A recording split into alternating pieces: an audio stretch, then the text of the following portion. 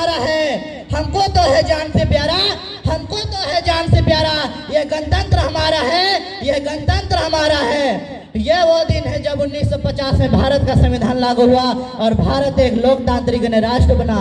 यह दिन हमें स्वतंत्रता प्राप्ति के लिए स्वतंत्रता सेनानियों द्वारा दिए गए बलिदान और संविधान का मसौदा तैयार करने वाले नेताओं की दूरदृष्टि की याद दिलाता है।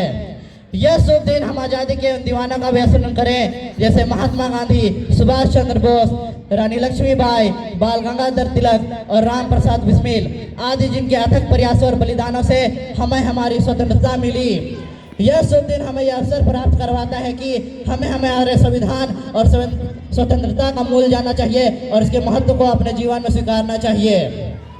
देशभक्तों से ही देश की शान है, देशभक्तों से ही देश का मान है, देशभक्तों से ही देश की शान है, देशभक्तों से ही देश का मान है।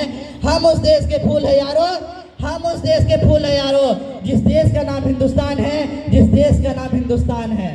डॉक्टर भीमराव अम्बेडकर ने संविधान को सिर्फ एक किताब नहीं बल्कि भारत की आत्मा कहा, जो न्याय, स्वतंत्रता, समानता और बंधुत्व के सिद्धांतों पर आधारित है और इसे राजनीतिक समानता के साथ साथ सामाजिक लोकतंत्र स्थापित करने वाला बताया गया।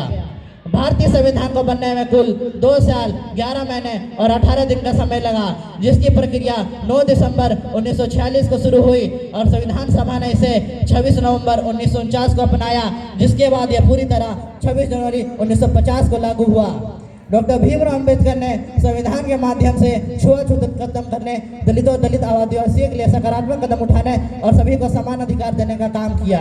गूंज रहा है दुनिया में हिंदुस्तान का नारा, गूंज रहा है दुनिया में हिंदुस्तान का नारा, चमक रहा है आसमान में तिरंगा हमारा, चमक रहा है आसमान में तिरंगा हमारा। गणतंत्र दिवस हर भारतीय के लिए बहुत गर्व का दिन है। यह दिन हमें अपने इतिहास को याद रखने, अपनी स्वतंत्रता को संजोने और संविधान के सिद्धांतों को बनाए रखने के लिए प्रोत्साहित करता है। गणतंत्र दिवस केवल एक उत्सव ही नहीं बल्कि एक लोकतांत्रिक राष्ट्र के रूप में भारत की यात्रा को दर्शाता है। जय हिंद, जय भारत, जय झारखंड।